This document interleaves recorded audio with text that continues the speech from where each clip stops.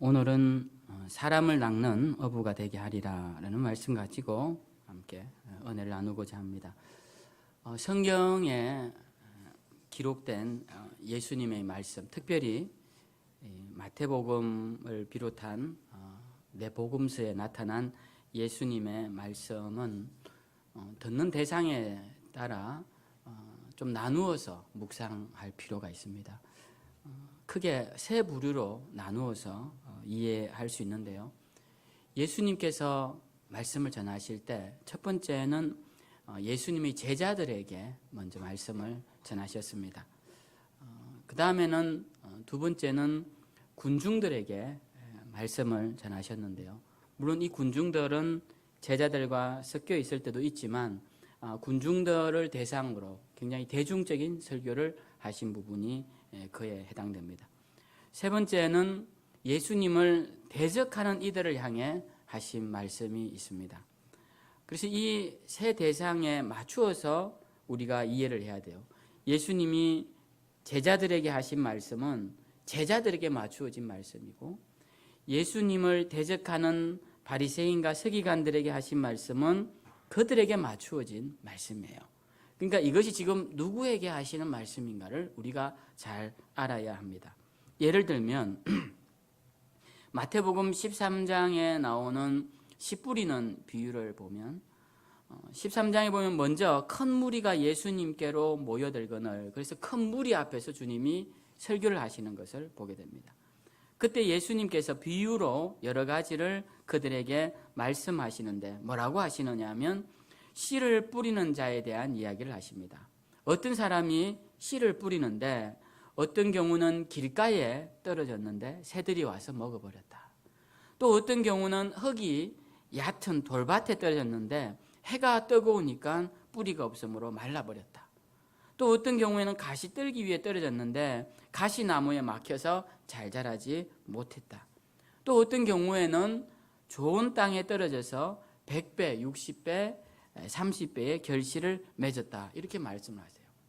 이 말씀을 들은 군중들이 이게 무슨 의미지? 잘 모르겠다. 그러면서 자기들 나름대로 해석을 했습니다. 주님의 제자들도 가만히 생각해도 이 의미를 명확히 모르겠거든요. 그래서 나중에 주님께 와서 다시 묻습니다. 예수님, 아까 하신 그 비유, 그 이야기의 내용이 의미가 무엇입니까? 라고 물으니까 그때서야 예수님이 제자들만을 위해서 이 비유의 의미를 알려주십니다. 이 비유는 길가에 떨어진 씨앗은 천국의 말씀을 듣고도 깨닫지 못하는 자들을 말하는 것이고, 돌밭에 떨어진 씨앗은 환난이나 박해가 있을 때 두려워서 넘어지는 자이고, 가시밭에 떨어진 씨앗은 세상의 염려와 재물의 유혹 때문에 넘어가는 자들이고, 마지막으로 좋은 땅에 떨어진 씨앗은 말씀을 듣고 깨달아 많은 결실을 맺는 자를 말한다. 이렇게 주님이 그 의미를 가르쳐 주셨어요. 그러니까 그 의미는 제자들에게 하신 말씀입니다. 또 하나 예를 들어보면 마태복음 23장에 보면 주님이 와 있을진저라는 말씀을 여러 번 하세요. 즉 이 저주받을 자들아 라고 저주의 말씀을 하시는데, 이 말씀을 받는 사람들은 누구냐 하면 서기관들과 바리새인들을 향하여 주님이 말씀하시는 겁니다. 이들을 향하여서 주님은 뭐라고 말씀하시냐면, 너희는 천국 문을 사람 앞에서 닫아놓고 너희도 들어가지 않으면서 들어가려 하는 자도 들어가지 못하게 하는 자들이구나, 이렇게 책망을 하셨어요. 그러니까 이 말씀은 누구에게 하느냐? 주님을 대적하는 무리들을 향하여 하시는 말씀이다라는 겁니다. 또 하나 주님을 대적하는 무리들을 향하여 하신 말씀이 여러 개 있지만 그 중에 하나가 마태복음 22장에 나오는 세금을 내는 것에 대한 문제입니다. 세금을 내는 것이 옳은 일입니까? 내지 않는 것이 옳은 일입니까? 라고 주님께 물어요. 근데 이 질문을 한 사람들은 주님을 대적하는 자들이었습니다. 세금을 내야 하느냐 말아야 되느냐를 묻는 것이 아니라, 그 당시 로마 식민지하에 있는 식민지 국가로서 이 세금을 내야 한다라고 하면 민족주의자들에게 반대를 받을 것이고, 내지 말아야 한다라고 하면 로마 정부로 반대를 받을 것이기 때문에 이것을 올무에 넣기 위한 올감이었다는 것이죠. 그래서 주님이 이 질문에 대해서 뭐라고 대답하시느냐 하면 가이사의 것은 가이사에게, 하나님의 것은 하나님께 드려라, 이렇게 말씀하셨어요. 근데 우리가 이 말씀을 받고 아, 그래, 세상에는 가이사의 것이 있고 또 하나님의 것이 있구나, 이렇게 생각하면 안 된다는 겁니다. 왜냐? 이 말씀은 주님이 주님을 대적하는 무리들이 올무에 넣기 위하여 덫을 쳐놓은 것인데, 주님이 그 덫을 피하기 위해 가신 것이지, 세상에는 가이사, 이 가이사라는 것은 케사르란 말이죠. 로마 황제를 말하는 것인데, 로마 황제의 것이 따로 있고 또 하나님의 것이 따로 있고 이런 게 아니라는 겁니다. 이걸 가지고 주님이 말씀하셨으니까 이걸 신학적으로 정립해서 세상에는 세상의 것과 하나님의 것이 구분되어 있다, 이런 식으로 나가는 것은 그 대상을 잘못 판단한 경우다라는 것입니다. 그래서 우리가 예수님의 말씀을 묵상할 때 이 말씀은 지금 누구에게 하고 있는 말씀인가, 그걸 우리가 잘 살펴보는 것이 중요합니다. 그런데 우리는 이 세 부류 중에 누구에 속합니까? 우리는 제자에 속하는 것이죠. 군중에 속하는 것도 아니고 또 주님을 대적하는 자의 무리에 속하는 것도 아니요. 우리는 주님의 제자들입니다. 그렇다면 예수님께서 제자들에게 하신 말씀을 우리가 귀 기울여 보아야 한다는 겁니다. 주님이 제자들에게 특별히 하신 말씀이 우리에게 하신 말씀이라는 거예요. 왜? 우리도 주님의 제자들이기 때문에. 근데 엉뚱하게 군중들에게 하신 말씀, 물론 그것도 대중적인 말씀이기 때문에 우리가 받아들여야 하지만, 또 대적하는 자들에게 하신 말씀, 그것도 물론 반면교사로 삼아야 하지만, 가장 1차적으로 우리가 귀를 기울여야 하는 말씀은 제자들에게 하신 말씀이라는 거죠. 왜? 우리가 제자들이기 때문에. 그래서 오늘 본문은 예수님께서 제자들에게 하신 첫 번째 말씀입니다. 예수님이 제자라고 부른 사람들에게 하신 첫 번째 말씀이 우리가 읽은 오늘 본문의 말씀이에요. 예수님께서 갈릴리 호숫가, 이 갈릴리 호수라고 부르지만 갈릴리 바다라고도 부르는데요. 이게 워낙 커서 가보면 바다나 진배 없습니다. 그래서 또 바람이 많이 불어 파도도 많이 일고 하기 때문에 바다이기도 하고 호수이기도 한 아주 큰 바다인데요. 이 갈릴리 바다를 이렇게 거닐다가 거기에서 고기를 잡는 베드로와 안드레를 발견하시죠. 그리고는 그들을 향하여서 주님이 이렇게 말씀하십니다. 나를 따라오라. 내가 너희를 사람을 낚는 어부가 되게 하겠다. 이렇게 말씀을 하십니다. 주님께서 이 제자들에게 하신 첫 번째 말씀은 나를 따르라. 이건 제자가 되라는 말씀이죠. 그럼 제자가 되는데 이 제자의 목적이 무엇이냐라고 했을 때 너희를 사람을 낚는 어부가 되게 하겠다라는 목적을 주셨다라는 겁니다. 물론 이 어부라는 말은 물고기를 잡는다라는 의미가 들어있어서 원어를 정확히 번역하면 누가복음에서처럼 사람을 취하는 자가 되게 하겠다, 이런 게 좀 더 자연스럽지만, 그러나 우리는 그냥 쉽게 마태복음의 말씀처럼 사람을 낚는 어부라는 번역을 그냥 그대로 인용하기로 하죠. 주님께서 제자들에게 원하시는 삶, 자, 제자들이 살아야 할 제자로서의 목표를 주실 때 그 첫 번째가 뭐냐면 사람을 낚는 어부가 되게끔 하셨다라는 것입니다. 제자들의 목표는 사람을 낚는 어부였습니다. 우리 또한 우리가 주님의 제자로 부름을 받았어요. 그렇다면 주님도 우리에게 제자로서 제자에 걸맞는 목표를 주실 것이라는 거예요. 그 목표가 무엇이냐? 우리를 통해 주님께로 사람들이 돌아오게 되는, 주님을 알게 되는 그런 사람을 낚는 어부가 되게 하는 게 우리의 목표다라는 것입니다. 이 일을 이루기 위해 주님의 제자들은 사람을 낚는 어부가 되기 위해 그들의 온 생애를 드리고 삶의 목표를 바꾸기 시작합니다. 가장 대표적인 사람이 예수님의 수제자였던 베드로인데요. 베드로는 사람을 낚는 어부가 되기 위해 총독 앞에서, 그리고 그들을 핍박하는 유대인들 앞에서 목숨을 걸고 예수님을 전하게 됩니다. 사도 바울도 마찬가지입니다. 이 사람을 낚는 어부가 되기 위해, 이 사명을 감당하기 위해 수많은 매맞음과 40에 하나 감한 매, 그러니까 39대는 이 이스라엘 백성들이 율법에 규정한 가장 많은 수의 매입니다. 그 가장 많은 매맞음을 여러 번 맞고 옥살이도 여러 번 하고 굶주림과 추위와 심지어는 풍랑을 만나서 섬에 가서 독사에 물리기까지 하는 그런 온갖 어려움을 이 사도 바울이 당했다라는 겁니다. 왜 당했느냐? 이 사도 바울이 제자로서의 사명, 사람을 낚는 어부가 되기 위해 이 일을 행했다라는 것입니다. 우리가 읽는 이 마태복음 말씀도 이 마태가 이 복음서를 왜 기록했냐면은 이 복음서를 기록하여서 이 복음서를 읽고 많은 사람들이 예수님께로 돌아오게 하기 위해요. 사람을 낚는 어부로서의 사명을 감당하기 위해 마태는 마태복음을, 마가는 마가복음을, 누가는 누가복음을 기록했다라는 것입니다. 또 우리가 잘 아는 사도행전에서 스데반 집사는 돌에 맞아 죽어가면서도 예수 그리스도를 전했어요. 왜? 이 복음을 듣고 주님께로 돌아오기를 바라는 사람 낚는 어부로서의 사명을 감당하기 위해 스데반 집사는 돌에 맞아 죽어갔다라는 것입니다. 그러니까 우리가 제자로서 감당해야 할 첫 번째 목표가 무엇이냐? 오늘 제자에게 주님이 하신 내가 너희를 사람을 낚는 어부가 되게 하리라 라는 이 말씀이 우리가 제자라면 이 말씀이 우리 삶의 신앙의 첫 번째 목적과 목표가 되어야 한다는 겁니다. 제가 지난주에 신앙의 목표를 제가 이렇게 또 말씀을 드렸습니다.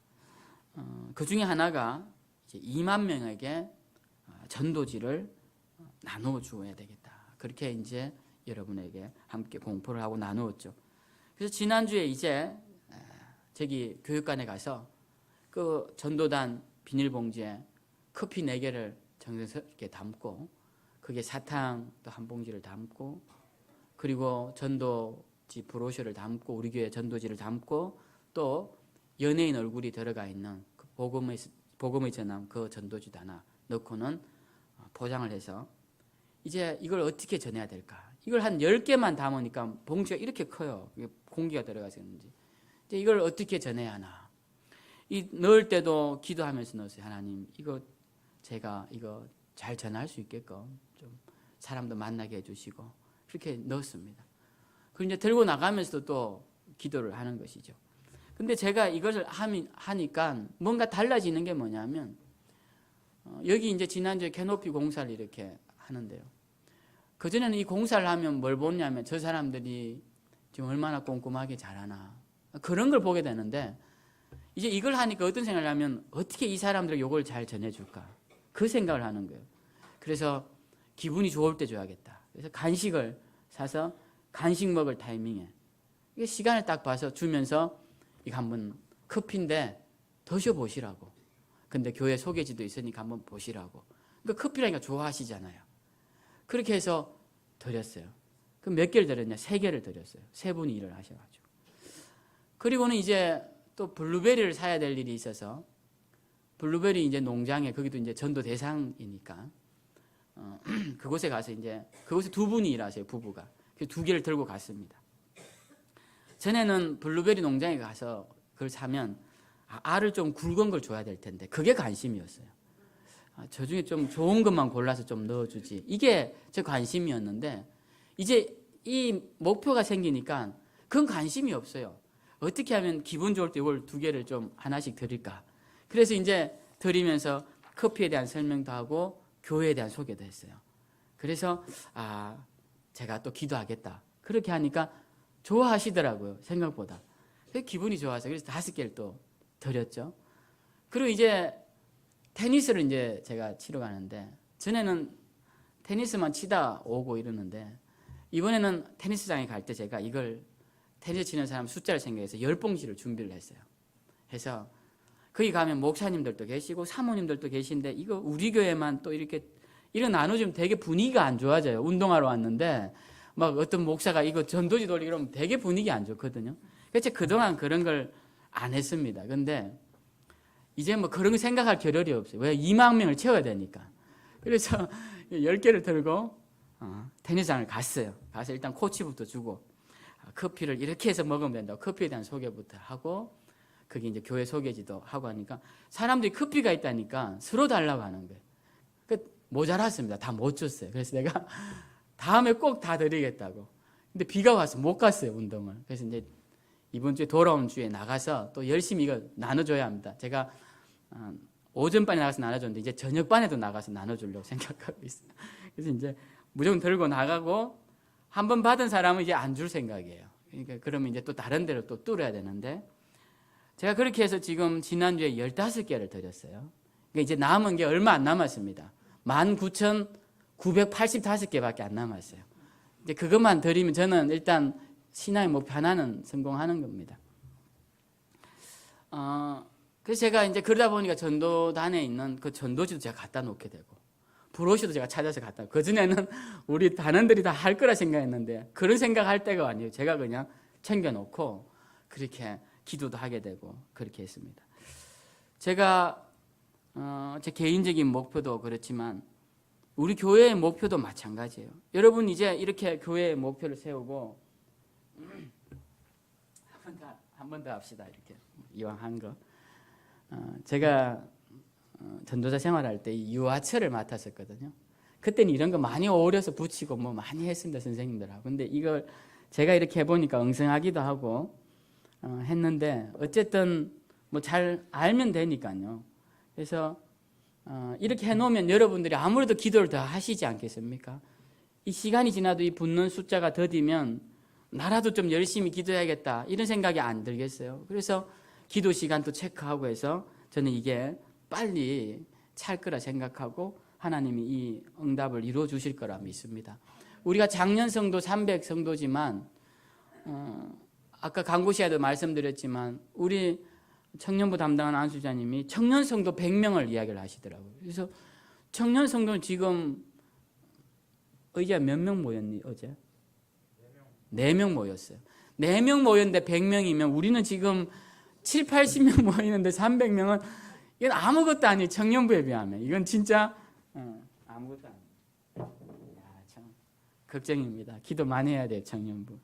지금 주일학교를 제가 말씀 안 드린 건 주일학교 가서 제가 오늘 상의를 좀 해보시라 했어요. 도대체 몇 명 할 건지. 안 하셔도 상관없지만 어쨌든 올라온 숫자부터 이렇게 하는데 우리가 이렇게 목표를 세우는 이유가 있습니다.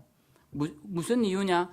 우리에게 주신 사명이 뭐냐면 제자고 제자는 사람을 낚는 어부가 되라고 제자로 만드셨는데 우리가 다른 것에 초점을 맞추기보다는 이 목표에 먼저 우리가 우선해서 나아가자라는 것입니다. 그래서 우리가 오늘 제자에게 하신 주님의 첫 번째 말씀 내가 너로 사람을 낚는 어부가 되게 하리라. 이 말씀은 우리에게 주신 말씀이다. 그것을 기억하고 사명 잘 감당하시는 저와 여러분 되시길 주님의 이름으로 축원드립니다.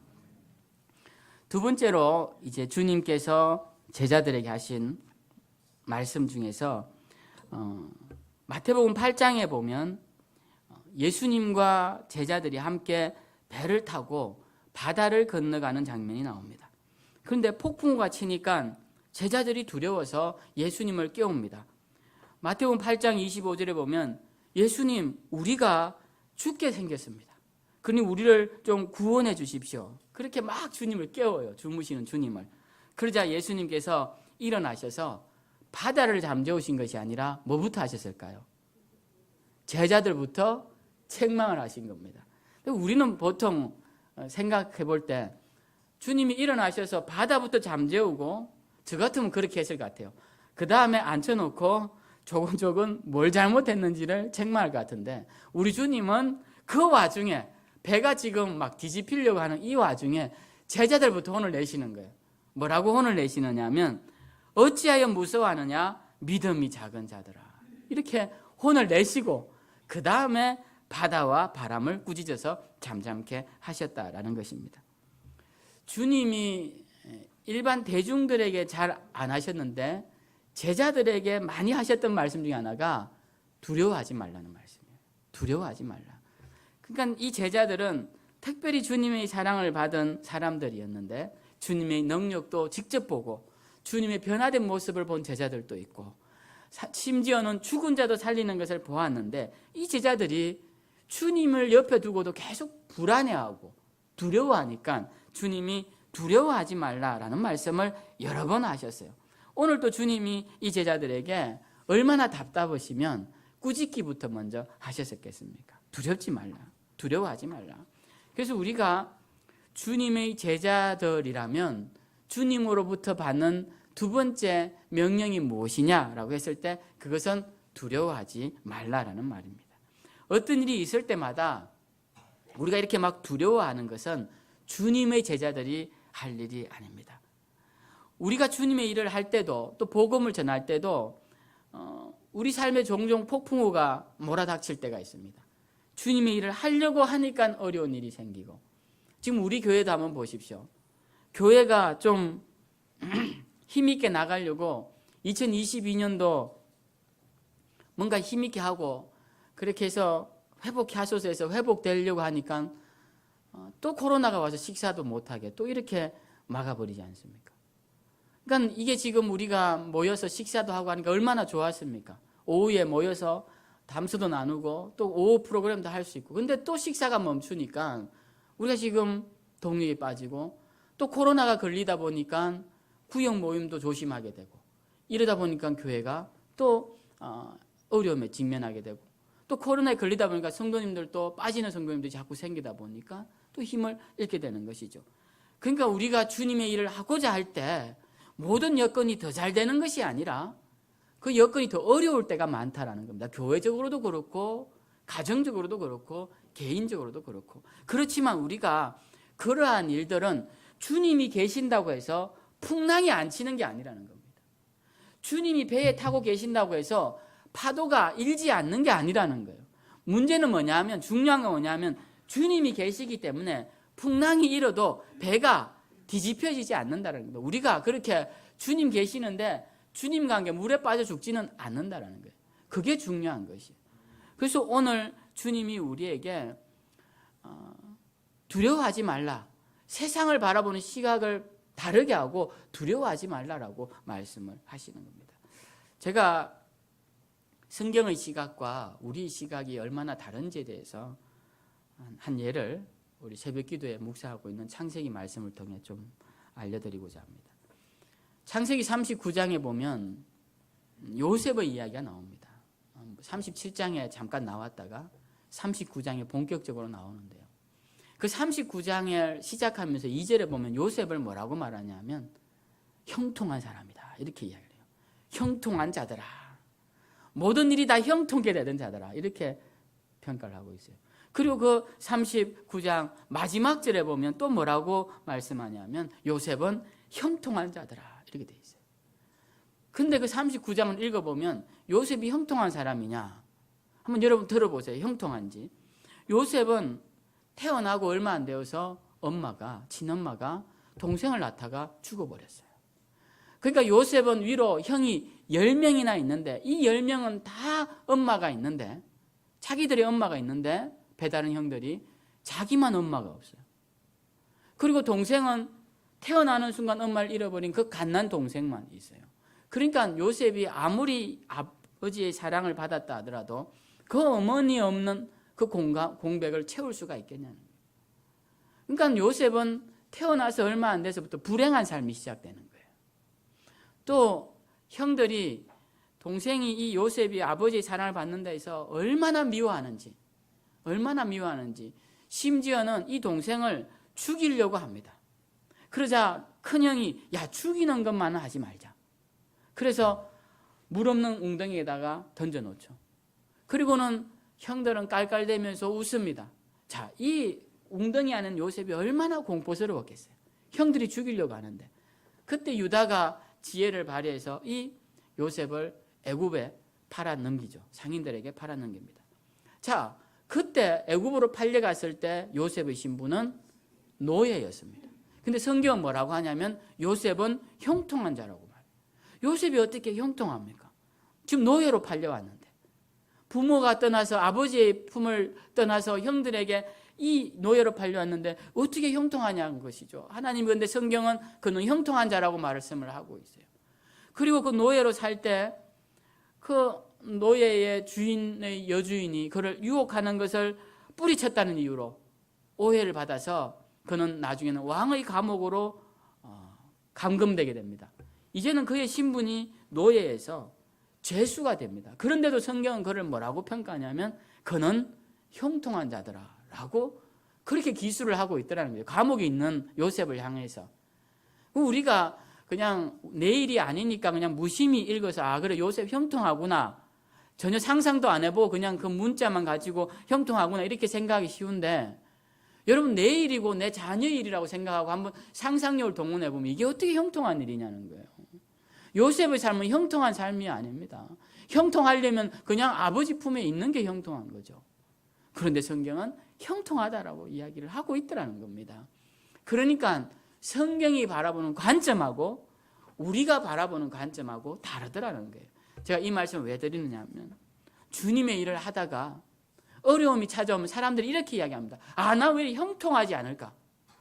그렇지 않다라는 거예요. 세상적으로 보면 형통하지 않을 수 있죠. 내 하는 사업이 잘 안 되고 내 몸도 연약하고 주변에 나를 비난하는 자들도 생기고, 자, 형통하지 않아 보입니다. 그러나 성경은 우리에게 세상의 관점이 아니라 성경의 관점으로 형통해질 것을 요구하고 있더라는 거예요.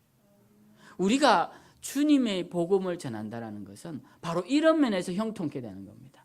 내가 복음을 전하다가 사람들이 좀 싫은 눈치를 줘도 이게 하나님 앞에서 형통한 일이라는 거예요. 그러니까 이 형통은 정해져 있으니까 그 다음 우리는 두려워하지 말고 가라는 거예요.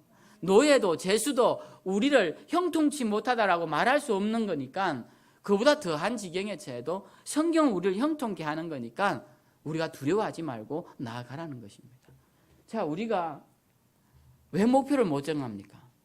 두려워서 못 정하는 거예요. 제가 청년 성도 100성도 들으면서 100명 들으면서 기도하면서 깜짝 놀랐어요. 제가 왜 그렇게 놀랐냐면, 제가 사실 여기에다가 청년 성도 30명을 적어 넣으려고 했어요. 청년 성도 30명. 왜냐하면 30명도 어렵잖아요. 지금 4명 모이는데 10배는 모여야 30명이에요. 우리 10배 모이면 700~800명이에요.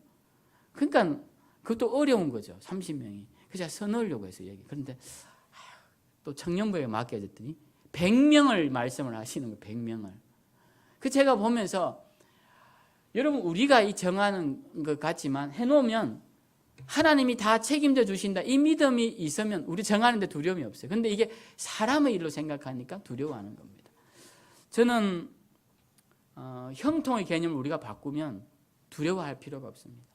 우리의 삶이 세상적인 가치관으로 우리의 신분이 죄수가 되어도 노예가 되어도 성경이 형통하다 말할 정도니 우리는 형통에 대한 개념을 바꾸면 두려워할 필요가 없다는 것입니다. 또 하나 제자들에게 주님이 하신 말씀은 염려하지 말라는 것이에요.